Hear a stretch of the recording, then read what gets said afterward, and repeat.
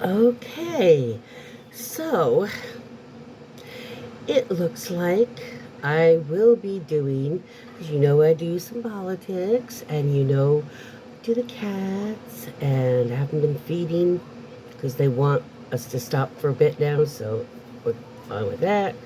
Art, we're going to be starting another kind of topic, series, shall we say. How every now I do these really quick what? And I call them slap facts. Well, this is going to be behind bars, the other side. I was a corrections officer. Somebody had commented a couple days back and said that they had found me on one of the recent ones, liked it, and looked at some of my older videos, just kind of cruising around to see, what my vibe is. And hey, I do it too. um, and they said that they remembered that I had said something that I had been a corrections officer, that I worked in a prison for a while, and could I talk about that? So I asked them what they want to, I mean, you have to go through, at least in Arizona, where it was at the time. It was 32 years. I lived in Arizona, so a decade I worked in the state prisons, not the jails. Jail, people always say, oh, they went to prison or they went to jail, and they mean the other. Jail is when you're not yet convicted, but you're being held. So it could be short term, or you're serving like a very short sentence, like less than a year. If they can, some of them will do that. Prison is, y'all know when you're getting out or when you're not getting out. They've already, in prison, you've already been proven guilty and convicted. Jail, that's not particularly true. You could have, and you do have innocent people there. They haven't even gone to court. And they said, well, I said, well, so like getting in or on the job, or like, because they said something about the first when you started. So they said they wanted to specifically, like the first time I was alone, because they're doing something in their job that the place is going to change or something. So they're going to have to deal with some people that are like a low grade inmate kind of thing, where as far as unstable, or something like that. So whatever it was. And they wanted to know about like what it was like the first, when you first started on your own. I'm assuming after on the job where it's your shift. So I will absolutely do that. But I thought about it, and when I have mentioned it over the years or something, people all of a sudden they have all kinds of questions. And at first it was like, why does everybody want to know what, you know? But then I started thinking about it, and I was like, and that I got in when I was in my 30s, like 33 to 43. It was right around that time when I had the car accident. That's the only reason. I it was right around the time of the car accident. Um,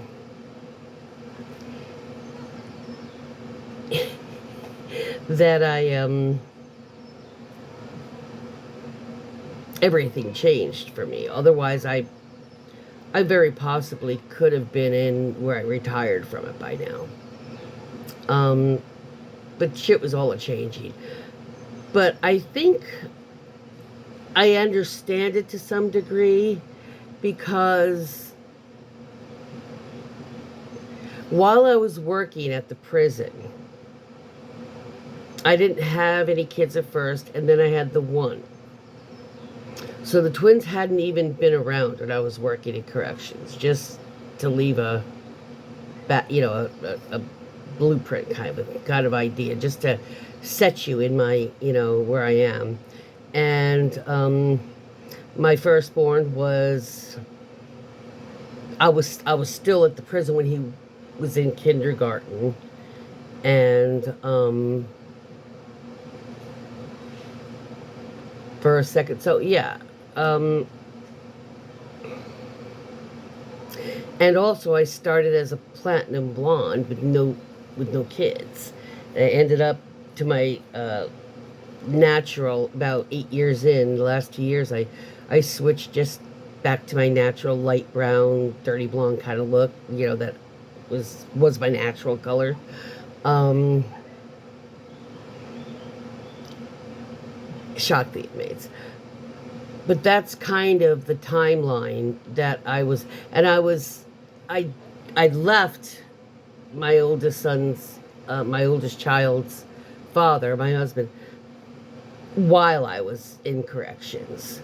Um, and part of that did have to do with the job, but not like people think. Oh well, yeah, you were cheating or whatever. No, no, no, no, no. Or he was. No, I don't know, but I doubt that. But I don't know. More because I had a job with adults. Because before I was working like as a cook and things like that. And usually places like that, waitresses, waiters, bus staff, that type of people are usually high school, college kids. Um, and so I think the marriage started going to hell for me when I got into the law enforcement is because I was around officers that, not all of them, some of them are as much as a chauvinistic bastards, you know, as any misogynist. They were in law enforcement just like they were in any other thing. Just like racists and bigots and transphobics, homophobics and stuff are in every career. Yeah. Um,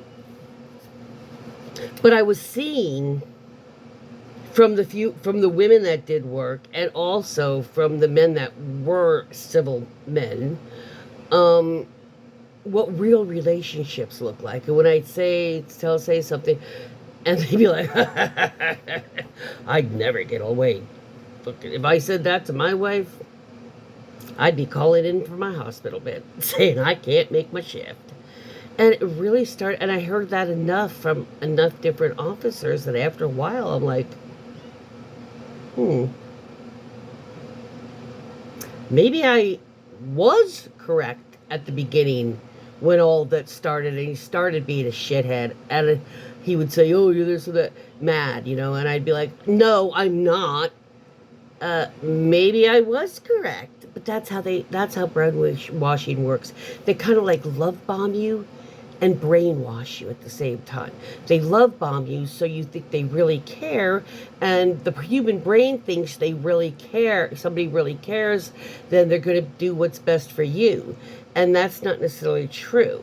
Because what might be best for some people, like getting the fuck away from somebody, is the worst thing for that person. The best thing for that person is to keep you enslaved somehow to them, even if it means just by merely feeling guilty about leaving them. But they will do that. Narcissistics, abusive people that have a lot of fucking trauma from their own childhood and life, and just never bother getting help for it.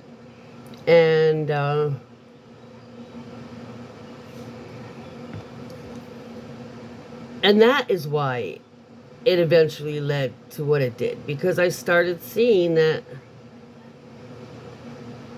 those people are not the exception. That's the way most people, most guys that have been with a woman for any length of time, that's how they're supposed to act, not the way mine was acting.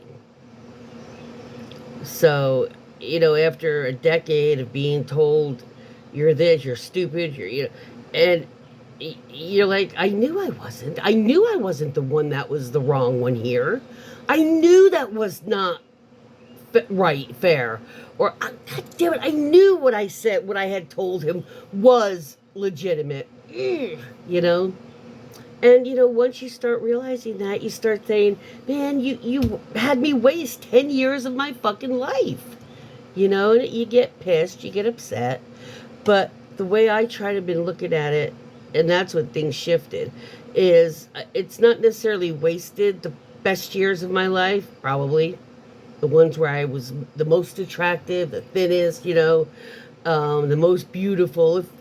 That, usually you're prettiest when you're younger, in your, early 20s to mid 30s type of thing, is when you're hitting your peak attractive, most people. And, um, where you have the least amount of trouble with weight. Because as you get older, it gets harder and harder. But it's already done. And instead of, yeah, it's if you look at things beforehand, okay. But if you haven't been afforded that opportunity because the way you grew up, you never saw that, so you thought that was normal when it started happening to you with somebody. Um, and some of you might identify with that. And he especially hated that I worked in male units. He was only happy that I worked overtime because it was in the female units usually. Because if a female worked overtime, they were usually shoved in the female unit. Because you can, as a female in a male unit, you can't do strip searches. But if so they have a male has to step as the females never get into control rooms usually because of that. Now they can't even pat search really a female. Women can pat search men, and there is a reason. I will not tell you now. I will tell you in one of my episodes. So what I'm saying is, if you have any questions that you want me to talk about working in a state prison, not a federal, a state prison, let me know. Also, let me know if anybody wants to maybe do a live stream and you guys can ask questions and I can just answer it like that. I thought about that earlier today. I thought, well, they can just ask me questions right there and I can answer exactly what they want answers to. If we just do a live stream one day, you guys can just type in stuff and ask, and I can, answer it for you right there. Let me know if you guys want to do that, if you're interested, and if you're interested in what each posting is like, because there's perimeter, there's towers if they have towers, there's qualifications, there's all the different things that you have to. The academy is 3 months, and you have to know a lot of shit and pass it. It ain't just laws, and it ain't just laws and physical fitness either. You gotta know a lot of shit, and every year you have to requalify, not just on weapons. You've got shotgun, rifle, if they have a tower, and handguns that you have to qualify, basic life support, BLS, on infant, child, and adult, and Heimlich on infant, child, and adult. I mean, we're not kidding. They go into all basic first aid, for burns, for this, for that, overheating, just all kinds of things. And psychological classes on how the different personality types and how to respond to get, cooperation. Oh, just all kinds of things that you have to requalify. You have to requalify in so much that it's a 40 hours in one every year. So for one entire week, all you do, instead of going to work and going to your unit, you go to work and you go right to the training center because they have somebody else covering your shift, your position for that week. And then you're probably covering for somebody else when they're in training. So, yeah, let me know what you want to talk about. The academy, all of it. I mean, there's a whole 2 weeks of just physical training where you have to working in mats and learning flipping, and you have to partner up and do it. Falling straight on your face and not catching yourself. You have to be able to do that. There's a lot of shit you learn. Pressure points. You learn a lot of crap. A lot of shit. And that's not even the laws that you have to learn in that whatever state you're in. I mean, it's not just classroom sitting for a week or two, and yeah, I'm a, I'm a, I'm a prison cop because they call you either CO, correctional officer, or cop. Hey, cop, or yeah, the cops are coming. The first time I heard them saying that for my training, I was like, "Fuck cops." They call it. It's like that's us. I'm like, oh, I'm a cop.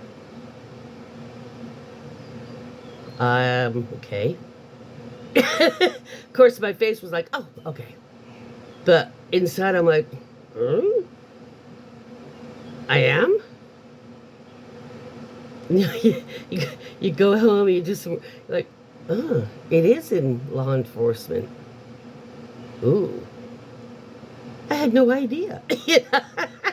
Which I didn't. I hadn't really occurred to me.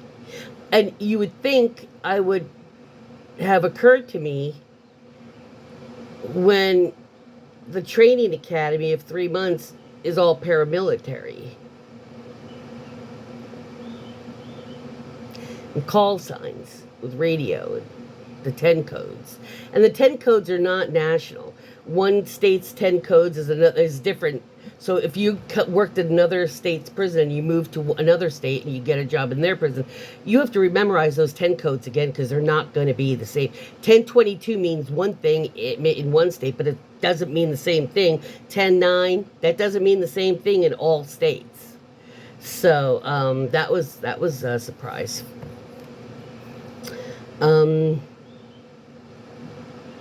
Oh, and there's always, after you've been in for a while, meeting an inmate on the street that remembers you. Oh, yeah. See, that's where being a prick with a power trip while you're working in the prison is a really bad idea. Why you should, and why kissing their ass is a bad idea, too. Because they won't trust you at fucking all. Because either way, they'll know you're lying. They know when you're being sincere because they watch the officers every fucking day, every shift. They know how different officers are going to react to different situations. You don't think they do, you're fucking insane. If you don't think they do, then you also don't think Donald is on the lists. Because they so do.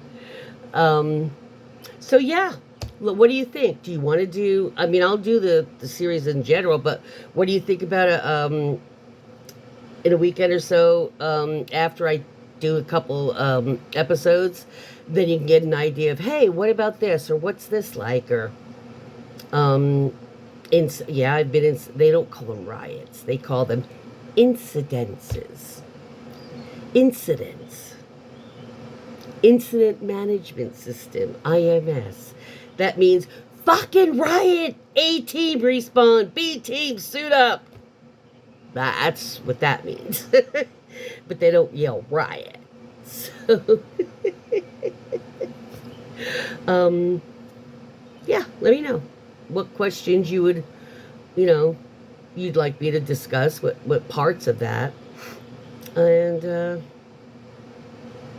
I think I still have some of my pins, my expert pins. I know I have my long cuff key. I'll see if I have anything over the years. When I moved here from Arizona, I only had like what could fit in a van. And once you put in all your things, all your possessions, like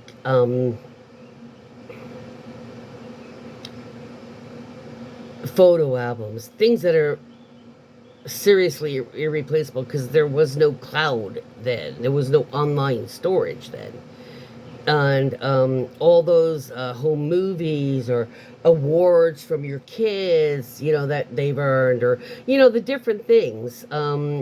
Treasured things had to be sacrificed. I didn't have just about anything by the time I was 50 and moved back here. 49. Like, what the F? Seriously. It sucks having to literally start from just almost nothing. All this only gotten in 12 years it's taken to get this. Um, so I know what it's like to have nothing, like a lot of them have when they finally get out. So it's one of those. I hadn't experienced all of that before working that job, but I'd known people and I'd heard their stories. And by the way, they're, I, yeah, because once I had experienced, I saw how people looked at you. And I didn't even have vibrant colored hair then. I had like a ginger hair color. I mean, a very, a very normal color. And people treat people that are homeless like they're worthless, like they're lazy, like they're stupid, like they don't even have any respect for themselves. And that's not true with most of them. And a lot of the ones that it is true, they've probably been at this for a long time, been crushed underfoot, and have just lost that spunk because they know every time they fucking start get crawling out, somebody fucking kicks them back down. So I do get people that have been that way for a long time and not by choice. Then I've known people that were by choice. They got so much help. Like 900% more help than some of us got when we were on the street. And they just fucking, blow it and drink it away and buy shit for everybody else, drugs and stuff, and rent an expensive hotel for 2 nights. And instead of using that money for the boarding house that the guy set up for him and was able to get him in because he couldn't get in on his own and paid for like a month or something. He spent that in 2, yeah. I know those, I've known those people too. But I didn't know any of them. Any of that sort of life before working in the prisons. So yes, tell me what you think. And I know this went very long, but peace out.